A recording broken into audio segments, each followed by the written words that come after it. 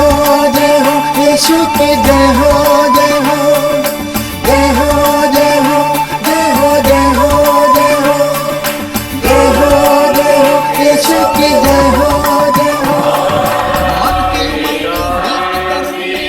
सर्वमति के अनुसार पवित्र सुसमाचार अध्याय 1 वचन 18 से। ईसा मसीह का जन्म इस प्रकार हुआ। उनकी माता मरियम की मंगनी यूसुफ से हुई थी, परंतु ऐसा हुआ कि उनके एक साथ रहने से पहले ही मरियम पवित्र आत्मा से गर्भवती हो गई। उसका पति यूसुफ चुपके से उसका परित्याग करने की सोच रहा था, क्योंकि वह धर्मी था और मरियम को बदनाम नहीं करना चाहता था। वह इस पर विचार कर ही रहा था कि उसे स्वप्न में प्रभु का दूत यह कहते हुए दिखाई दिया, यूसुफ दाऊद के संतान, अपनी पत्नी मरियम को अपने यहाँ लाने से नहीं डरे, क्योंकि उसके जो गर्भ है वह पवित्र आत्मा से है। वे पुत्र प्रसव करेगी और आप उसका नाम ईसा रखेंगे, क्योंकि वे अपने लोगों को उनके पापों से मुक्त करेगा। यह सब इसलिए हुआ कि नबी के मुख से प्रभु ने जो कहा था वह पूरा हो जाए। देखो, एक कुंवारी गर्भवती होगी और पुत्र प्रसव करेगी और उसका नाम इम्मानुएल रखा जाएगा, जिसका अर्थ है ईश्वर हमारे साथ है। यूसुफ नींद से उठकर प्रभु के दूत के आज्ञा अनुसार अपनी पत्नी को अपने यहाँ ले आया। यह प्रभु का पवित्र सुसमाचार है।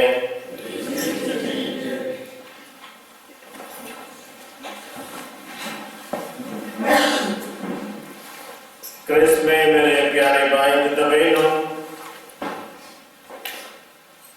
क्रिसमस जल्दी आने वाला है, थोड़ी ही दिन बचे हैं और इसलिए हम सबों को प्रायोरिटी महत्व देना चाहिए आत्मिक तैयारी के लिए। और पिछले हफ्ता हमने प्रवचन में सुना है यूहन्ना बपतिस्मा के बारे में, है कि नहीं मरियम? यूहन्ना बपतिस्मा के बारे में एक विशेष गुण था। कौन सा गुण? निर्जन प्रदेश में वह चुपी था, साइलेंट मैन, किसी से बातचीत नहीं। और आज हम सेंट जोसेफ के बारे में सुनेंगे, वह किस प्रकार की व्यक्ति है। यूहन्ना बपतिस्मा से जब निर्जन प्रदेश छोड़कर यरदन नदी में आया, बहुत बोला उसने, बहुत कुछ बातें की हैं, मगर सेंट जोसेफ ऐसे एक महान व्यक्ति है, बाइबल में वह अपने मुंह खोल के एक भी शब्द नहीं कहेगा। कभी सुना आपने? Is a most silent man. और ईश्वर उन्हें इतनी बड़ी जिम्मेदारी दी है पवित्र परिवार की रक्षा करने के लिए, और फिर भी उसके मुंह से एक भी शब्द नहीं। तो ये खासियत है सेंट जोसेफ की।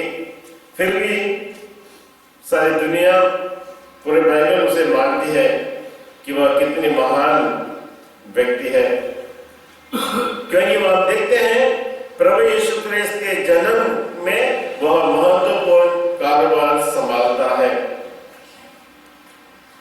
और हम देखते हैं इस धर्म ग्रंथ में कैसे सेंट जोसेफ पिता की जवाबदारी को बड़ी लगन से स्वीकार करता है और अंत तक उसे निभाता है।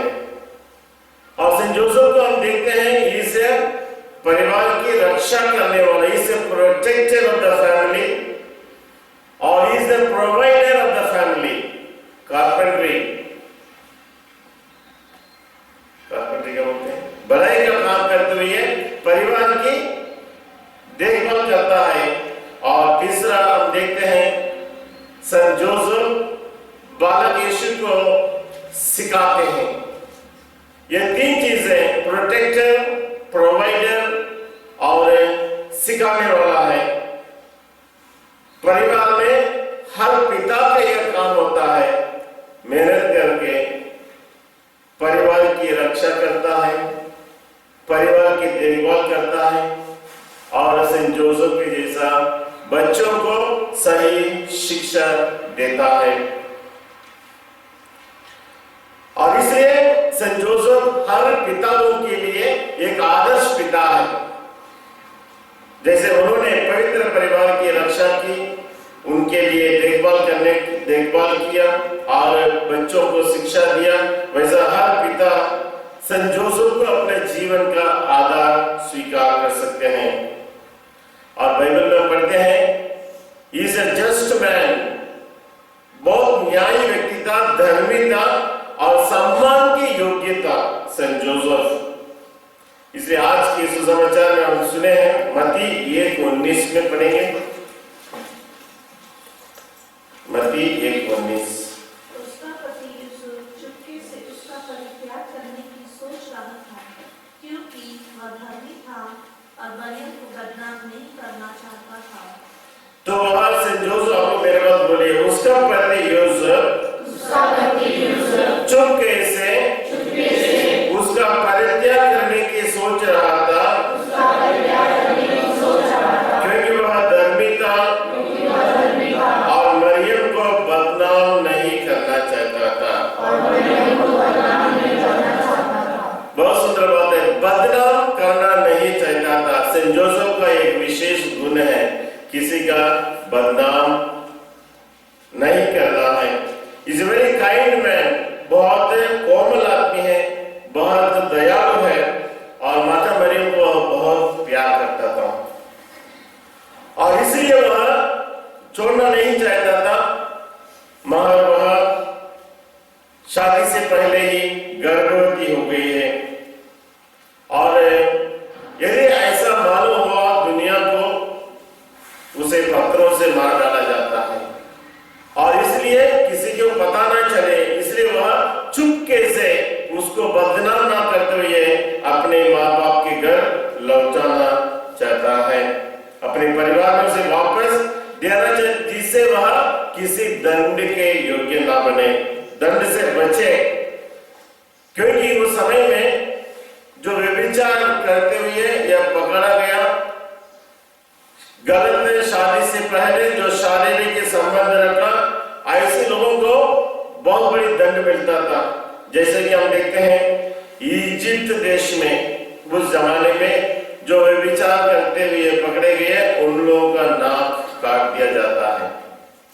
पर्शिया देश में जब लोग ऐसा व्यभिचार करते हैं, गर्भवती हो जाते हैं, उनका नाक और कान भी काट देते हैं। और यहूदिया में जहां यीशु का जन्म हुआ, वो जगह यहूदिया में पत्थरों से उन्हें मार डालते हैं। बहुत बड़े अपराध है उस जमाने में जब बिना शादी के कोई लड़की गर्भवती हो जाता है। तो इसलिए हम पढ़ेंगे लेवी ग्रंथ 20:10 में, लेवी शुरुआत में लेंगे 20:10।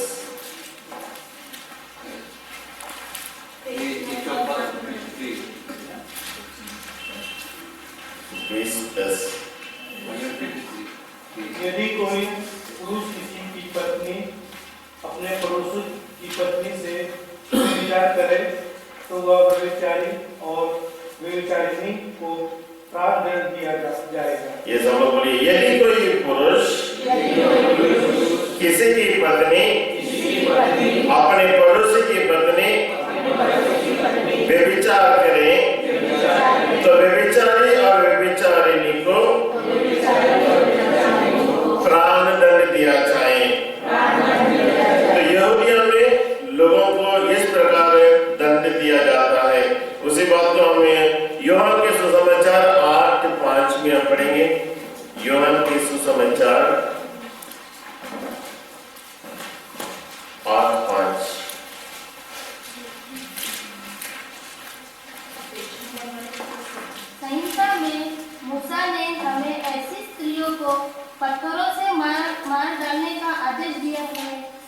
आप इसके विषय में क्या कहते हैं?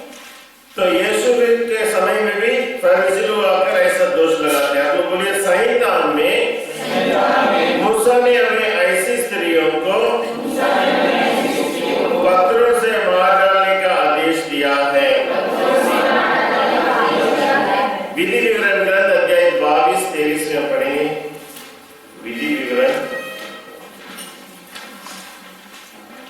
22-23।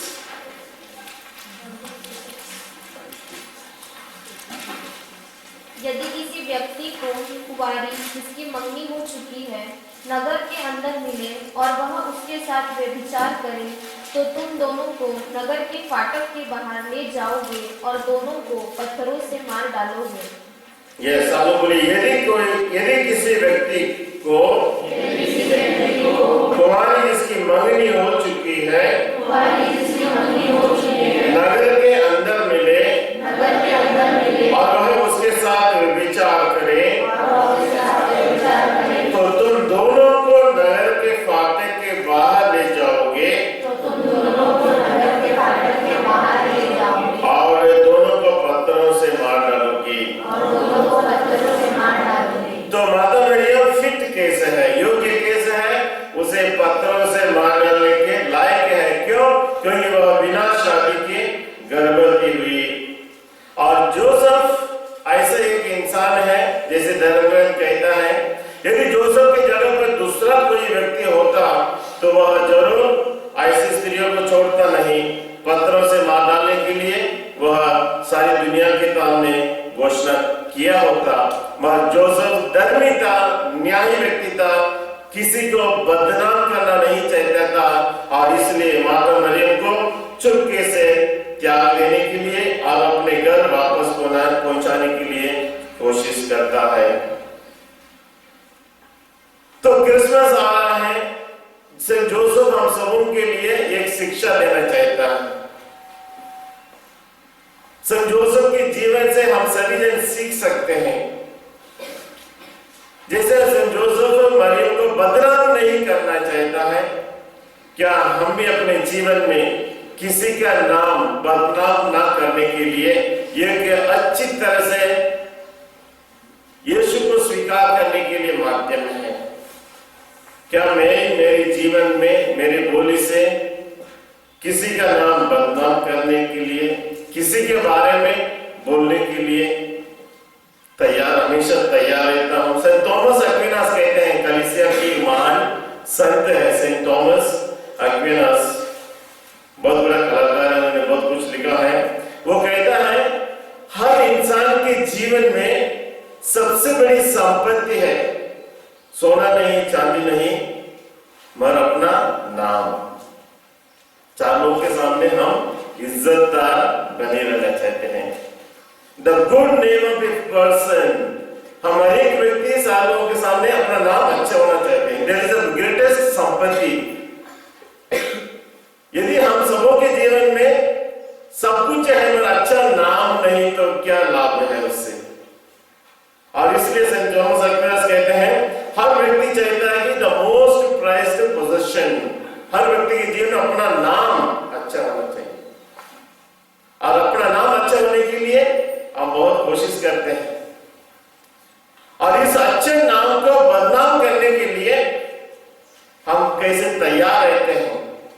सेंट थॉमस कहते हैं, इवन यदि वह गलती भी क्यों ना करे, यदि आप दूसरों के बारे में सही बातें भी क्यों ना बोले, वह अपराध है। पर हम अपने प्रतिदिन के जीवन में कितनी आसानी से एक दूसरों को बदनाम करते हैं। यूं ही दो जन मिल गया, क्या हम कभी अच्छी बातें करते हैं? वो व्यक्ति अच्छा है, ऐसा है? नहीं, उन्होंने ऐसा किया, इन्होंने ऐसा किया, वो सबसे बेकार है, यूं ऐसा है। बदनाम बहुत बड़ी चीज होती है, नाम खराब करना।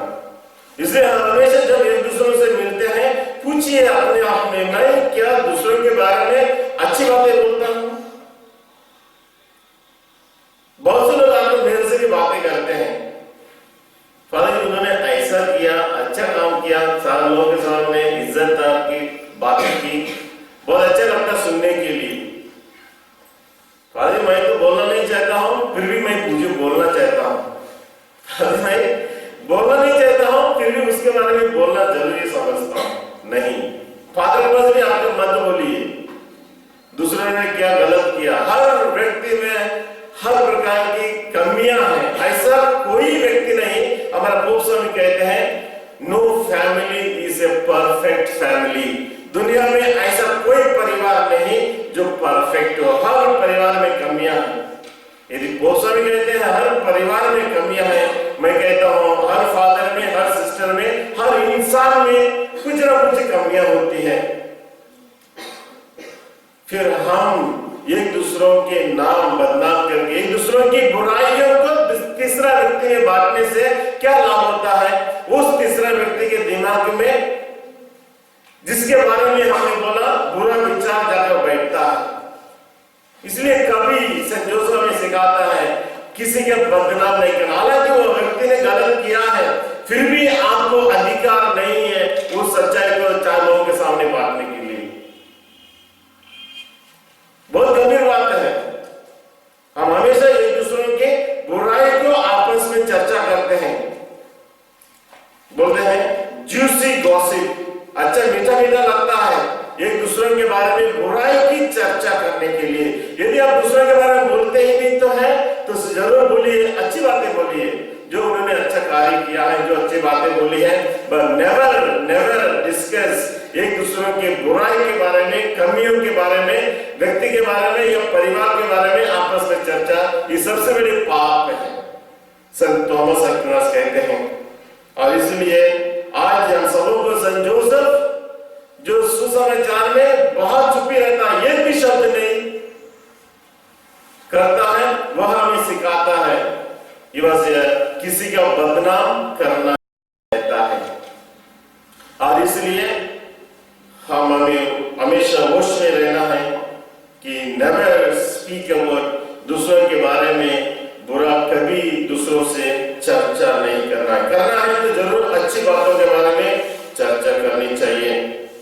और इसलिए हम हमेशा होश में रहना है।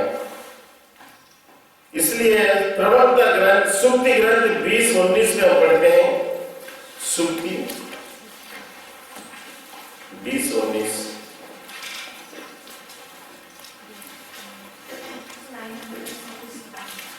20:19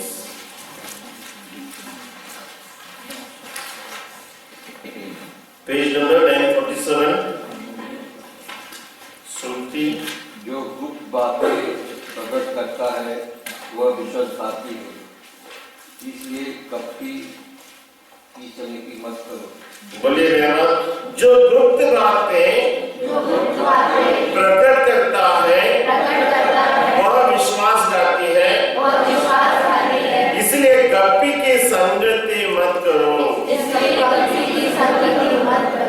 यदि आपका साथी, आपकी संगति, आपकी दोस्ती एक दूसरों की बुराई करने में मशहूर है, वचन कहता है ऐसी लोगों की संगति नहीं करना, छोड़ दो, क्योंकि पाप है, पाप के हम सहभागी नहीं होना चाहिए। इसलिए पहला तिमोथी 5:6 में हम पढ़ेंगे। पहला तिमोथी 5:6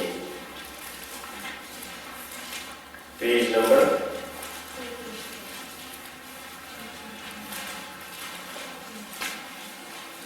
325।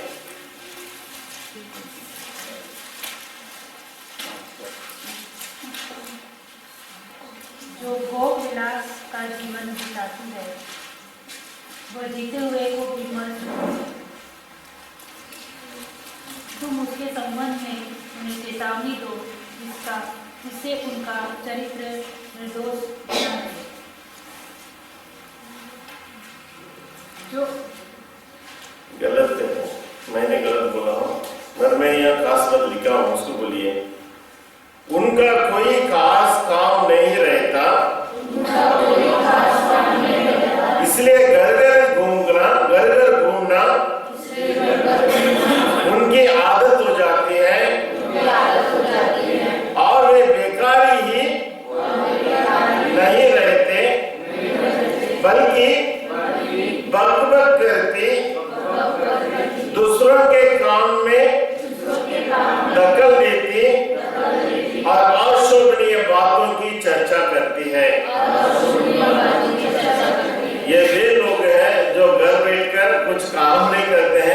तो घर घर में जाकर महिलाओं से या पुरुष से मिलते हैं और बकबक करते हैं और दूसरों के नाम को बदनाम करती है। तो उसने क्या किया, इसने क्या किया, ये इसने क्या किया, भरपूर आनंद लेता है, हमारा रिक्रिएशन हो जाती है। इसलिए संत पौलुस हमें बताते हैं ये बकबक करना, घूम घूम कर एक दूसरों की बुराई करना, दूसरों के काम में दखल देना हम विश्वासियों के जीवन में लायक नहीं है। और यदि आप कोई बकबक बात करने जाते भी तो दूसरों के बारे में अच्छी बातें करो। बुराई बात करना, दूसरों के नाम बदनाम करना, तीसरे व्यक्ति के बारे में उनके दिमाग में जो बुरे विचार डालना सबसे बड़ा अपराध है। और सेंट जोसेफ आज हम यही सिखाते हैं, बदनाम करना नहीं चाहता था, मरियम को बदनाम करना नहीं चाहता था। इसलिए हम भी अपने जीवन में प्रभु यीशु को ग्रहण करने वाले हैं। आने वाला हफ्ते में एक ही हफ्ता बचा है, यह शर्त लें आज से लेकर कभी दूसरों के बारे में, आपस में बुराई के बारे में कभी चर्चा नहीं करेंगे। हालांकि हम सेंट जोसेफ से यह भी सीख सकते हैं, is a man who ready to take risk, अपने आप को धोखे में डालने के लिए तैयार है। क्योंकि हम हमेशा कहते हैं यदि मैं उस घर में जाऊंगा तो लोग क्या बोलेंगे, क्या सोचेंगे, क्या समझेंगे। और सेंट जोसेफ मरियम गर्भवती होने के बावजूद भी उसे अपनाने के लिए यह नहीं सोचता कि लोग क्या बोलेंगे, लोग क्या समझेंगे। ईश्वर के आदेश है, उसे अपनाने के लिए वह उसे ले लेता है अपने घर में, अपने गोद में। ऐसे एक उदाहरण है, जैसे एक कार्डिनल, फादर, बिशप, कार्डिनल, उसके बाद पोप स्वामी। तो एक कार्डिनल एक फादर जिसका नाम है मैरी डैनिलो, यीशु समाज के फादर है, बहुत बड़ा थियोलॉजियन है। वह एक बार स्टेयरकेस चढ़ते समय वहीं मर जाते हैं। और वो कहां जा रहे थे, स्टेयरकेस चढ़कर एक वेश्या के घर में जा रहे थे। और तुरंत दूसरे दिन फोटो आ गया न्यूज़पेपर में, बहुत से बकवास निकला, फादर या कार्डिनल वेश्या के घर में घुस रहे। मगर उनके साथीदार लोग अच्छी तरह जानते थे कि वह वेश्या के घर में इसलिए गया क्योंकि वह प्रभु का प्यार बांटने के लिए, प्रभु के संदेश सुनाने के लिए। मगर लोग कैसे बदनाम करते हैं, मगर ईश्वर जानता है कि वह किस काम से वहां गया है। तो वैसा सेंट जोसेफ गर्भवती महिला को अपनाता है, It takes risk। ऐसा हम अच्छे कार्य के लिए रिस्क ले सकते हैं, एक दूसरों की भलाई करने के लिए, ना कि दूसरों के नाम बदनाम करने के लिए।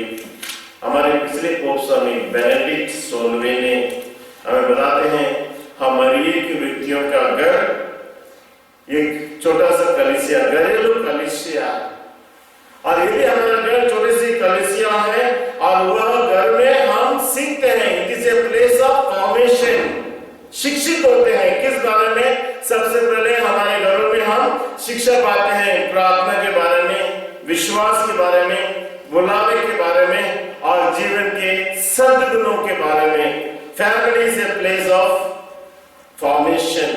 इस प्रकार माता पिता अपनी जवाबदारी लेते हैं और अपने बच्चों को ईश्वर संबंधी बातों में, प्रार्थना में, विश्वास में, सद्गुणों की पालन में हमारे बच्चों को हम शिक्षा देते हैं। और हमारे एक व्यक्ति सारे विश्व में फैली कलीसिया के सदस्य हैं, और सदस्य होने के नाते हम भी उस कलीसिया में सीखते हैं जो हमें शिक्षा दी जाती है। और यहाँ हमें गौर करने की बात है, यदि ईश्वर ने सेंट जोसेफ को अपने बेटा यीशु के माता मरियम के पवित्र परिवार की रक्षा करने के लिए योग्य समझा, तो वह हमारे परिवारों को रक्षा क्यों नहीं कर सकते? वह हमारे परिवारों के लिए मार्गदर्शन क्यों नहीं कर सकते? और यदि सेंट जोसेफ पवित्र परिवार की रक्षा करने के लिए ईश्वर द्वारा चुना गया, तो हम अपने परिवार की रक्षा के लिए, मध्यस्थता के लिए सेंट जोसेफ को क्यों ना चुने? चुना जाए नहीं? ईश्वर ने उसे चुना अपने बेटा यीशु की रक्षा करने के लिए, तो जरूर सेंट जोसेफ अभी स्वर्ग से हम सबों के परिवार की रक्षा कर सकता है, मार्गदर्शन कर सकता है और सुयोग्य रास्ते में हमें प्रभु की ओर ले जा सकता है। और इसलिए सेंट जोसेफ को हम हर एक व्यक्ति अपने परिवार का शीर्ष स्वीकार करना चाहिए और उनकी मध्यस्थता अपने घरों में हम मानना चाहिए। इसलिए याकूब 1:17 में हमें बताते हैं, याकूब की पत्र 1:17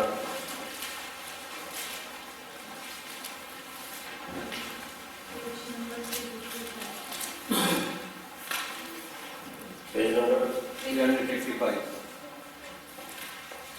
1:17 में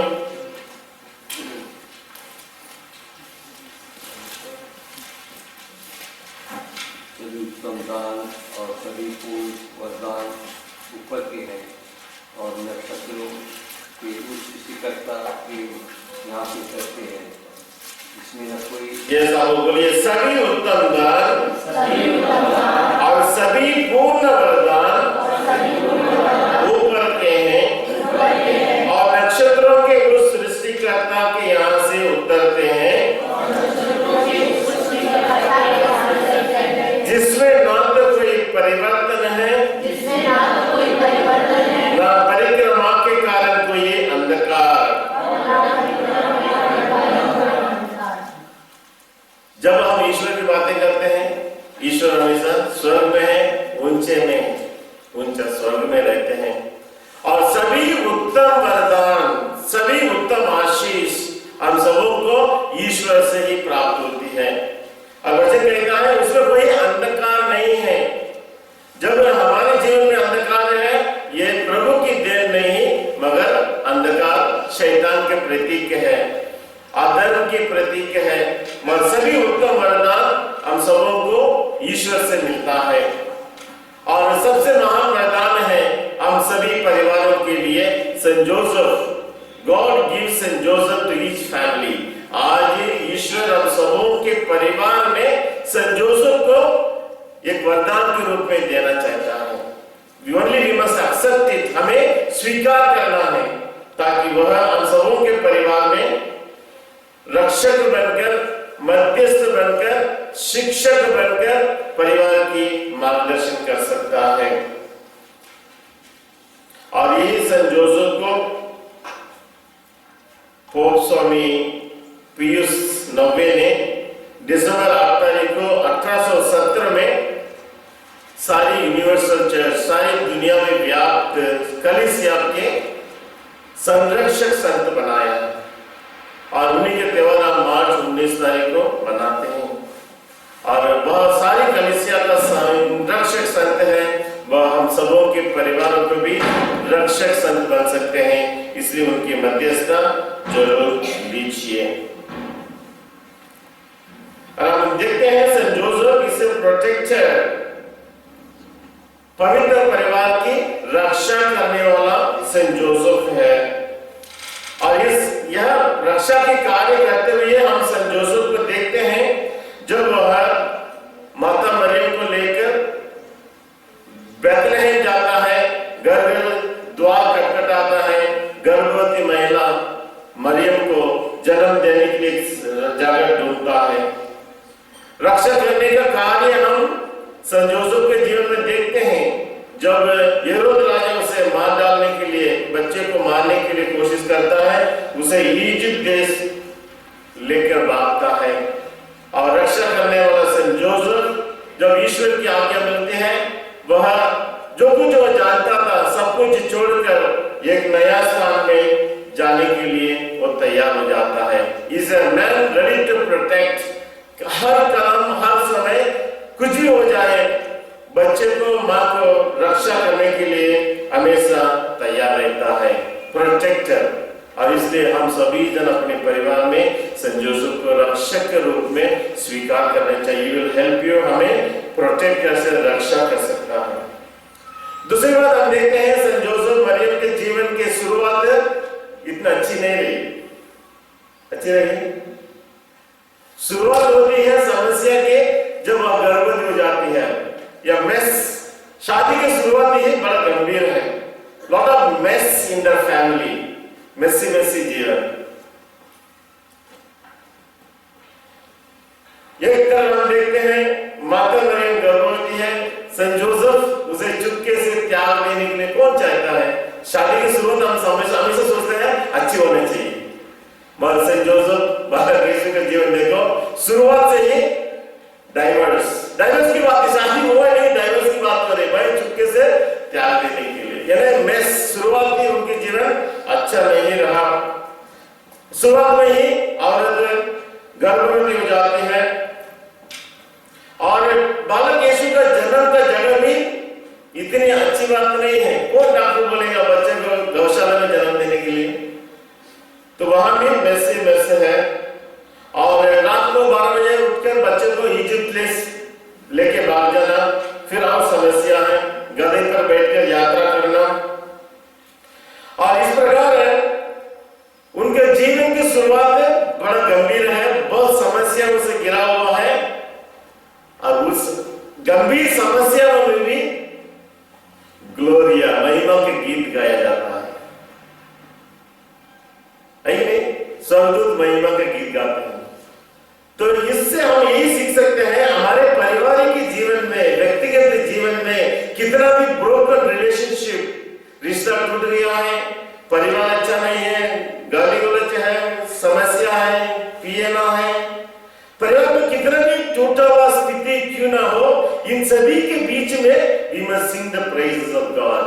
जैसे स्वर्गदूत महिमा के गीत गाकर, ऐसी स्थिति बिल्कुल गंभीर है। ऐसे यदि हमारा भी तो ऐसा कोई व्यक्ति होता छोड़ छाड़ कर कब से भाग जाता है, तुम्हारे बच्चे तुम्हारे, मैं गाता हूं करके भाग जाता आदमी, मानिए जटिल रहता है। तो हमारे परिवार के जीवन में यही समस्या है। ऐसा कोई परिवार है जहां समस्या ना हो? ऐसा कोई व्यक्ति है दुनिया में जिसके पास तकलीफ ना हो? बंदोबस्त हर व्यक्ति के जीवन में समस्या है, हर परिवार में। But still we must sing the praises of God। इन सभी समस्याओं के बीच में भी हमारे मुंह से प्रभु के लिए धन्यवाद और स्तुति की गीत निकलना चाहिए। तो पवित्र परिवार आज हमें यही सिखाता है, ना केवल एक दूसरे के बदनाम नहीं करना है, दूसरी बात ये हमें सिखाते हैं कि कितना भी हमारे परिवार में टूटापन क्यों ना हो, समस्या क्यों ना हो, रोज रोना गाना क्यों ना हो, इन सभी बातों के बीच में हम प्रभु की महिमा गाना चाहिए। और वही स्वर्गदूत आज गीत गाकर हमें यही सिखाता है। इसलिए लोग हमारे बारे में कुछ भी क्यों ना बोले, हमारे परिवार में कितना भी टूटापन क्यों ना रहे, क्योंकि हम अपने कमियों को अनदेखा करना है। मेरे पास ये नहीं है, वो नहीं है, समस्या घर में है, इसलिए जीवन को छोड़ छाड़ कर कोई लोग फांसी लगा देते, जीवन में निराश हो जाते हैं। मरियम सेंट जोसेफ और माता मरियम यही सीखता है, कितना भी कमियां क्यों ना हो, रहने के लिए जगह नहीं है, किराए के मकान में रहते हैं, खाने के लिए नहीं है, पहनने के लिए नहीं है, बट स्टिल आशा बनी हुई है सेंट जोसेफ और माता मरियम में। वैसा हमारे परिवार के जीवन में, हमारे इलाके में भी बहुत से कमियां हैं, सब कुछ परिपूर्ण है। परफेक्ट लाइफ सिर्फ जब ऊपर जाएंगे तब तक जब हम इस दुनिया में जिएंगे, हर व्यक्ति में कमियां हैं, और इसलिए कमियों को देखकर हम भागना नहीं, अरे ये लोग तो ऐसा मैं उनके घर जाऊंगा नहीं, ऐसा नहीं। हर घर में हालांकि एक दूसरे घर से विपरीत, आपके घर में जो कमियां हैं जरूर आपके घर में हो, मगर इन सभी कमियों के बावजूद भी they fulfil the responsibility. Saint Joseph इतनी कमियां होने के बावजूद भी पिता की जवाबदारी को निभाता है।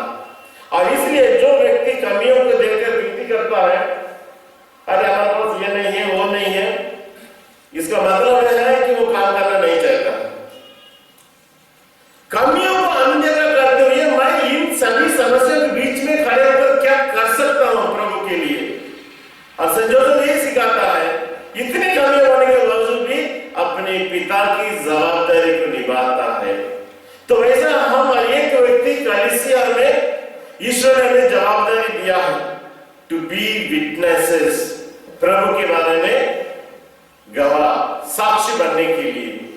और साक्षी बनने के लिए कमियों को मत देखो, कमियां हर व्यक्ति के जीवन में है, हर स्थिति में है, हर जगह पर है। दुनिया में ऐसा कोई नहीं जहां 100% सब ठीक हो, और ये होगा भी नहीं।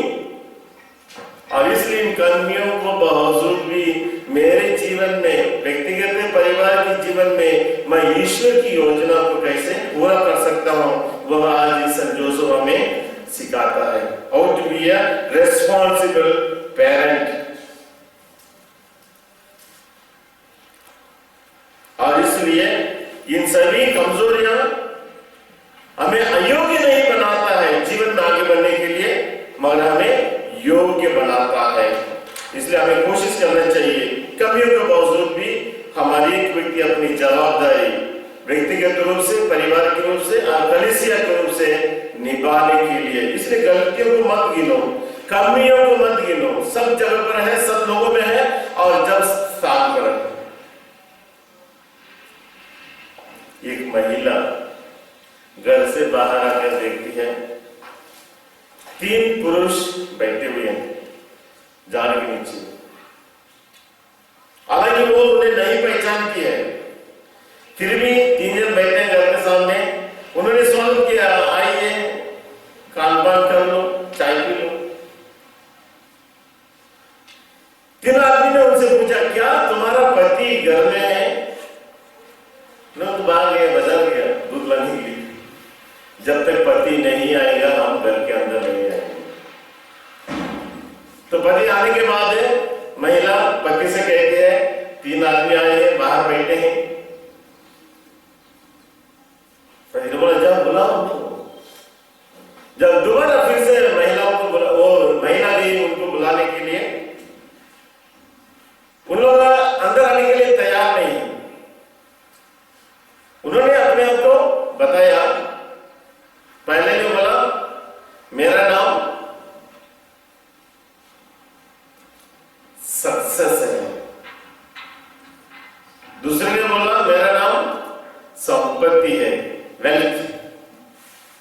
और तीसरे ने बोला, मेरा नाम प्यार है, लव।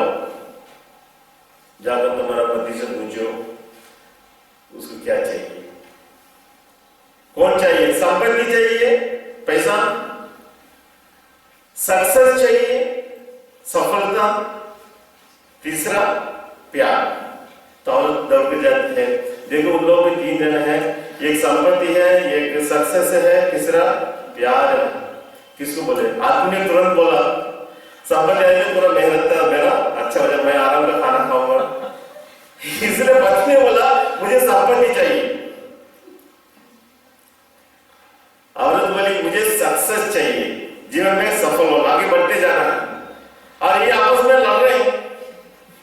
बेटी घर के अंदर, कमरे के अंदर से सुन रही, माँ बाप क्या लड़ रहे हैं। फिर आगे देखा इन लोग इसके बारे में लड़ रहे हैं। तो लड़की ने बोली, नहीं मुझे प्यार चाहिए। मेरी माँ किसको लाओगे अंदर? प्यार से पेट भरेगा। वंदना किसको लाएंगे? संपत्ति रहेगा, बाकी सब कुछ हो जाएगा। क्या जगह सब कुछ होगा, संपत्ति सब कुछ। ममता किसको बुलाएंगे अंदर? तीनों नहीं आते, चाहिए आपको एक ही जन आएगा। तिरसा दुर्गा आप किसको बुलाएंगे? संपत्ति, सक्सेस, सफलता चाहिए। ओके, मरियम आप किसको बुलाएंगे अंदर? सफलता बुलाओगे। ओके, इधर से बरनबास किसको बुलाएंगे अंदर? बरनबास का भाई संपत्ति, पैसा होगा। अच्छा, सफलता चाहिए। दिलीप किसको बुलाएंगे अंदर घर के अंदर? किसको बुलाएंगे? लव, अंग्रेजी है लव। वाह। तो लड़की ने बोली, मुझे प्यार चाहिए। तो माँ बाप मान गया, बच्चे की इच्छा पूरा करना चाहिए, लव। तो महिला जाती है बाहर, अच्छा लव अंदर आ जाइए, प्यार अंदर आ जाइए। तो लव के पीछे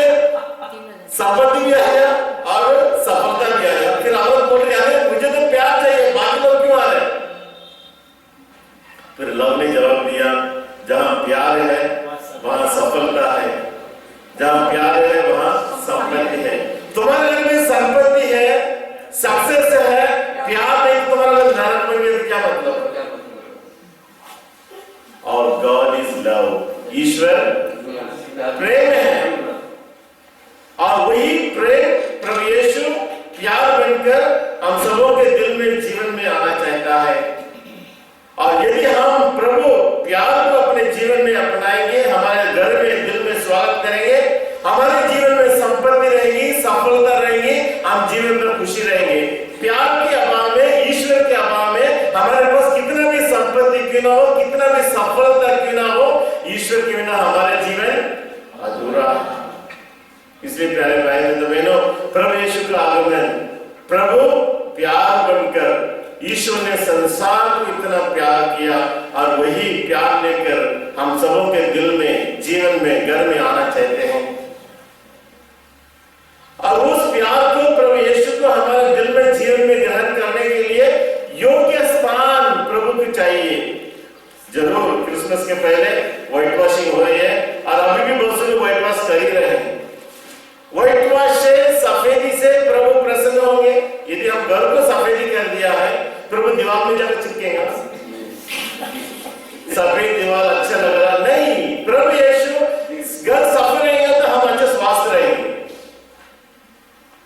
घर साफ रहेगा तो हम स्वस्थ रहेंगे। प्रभु सफेद दीवार में जाकर चिपक नहीं सकता। मेरे दीवार कितनी अच्छे लग रहा मुझे। घर की सफाई अनिवार्य है, जरूर कीजिए। इससे भी बढ़कर हम सबों का आत्मा सफेदी होना, साफ होना है, शुद्ध होना है, पवित्र होना है, जहां यीशु का निवास स्थान है। मैं तुम्हारे दिल के द्वार पर खड़े होकर खटखटाता हूं और तुम्हारे दिल में आना चाहता हूं। इसलिए प्यारे भाई और बहनों, हम सबों को एक अच्छा पाप स्वीकार की जरूरत है, अच्छी पाप स्वीकार की जरूरत है। लोग सब आके मिस्सा में बैठे हैं, फादर मैं पाप स्वीकार करना चाहता हूं, कितनी गंदी बात है।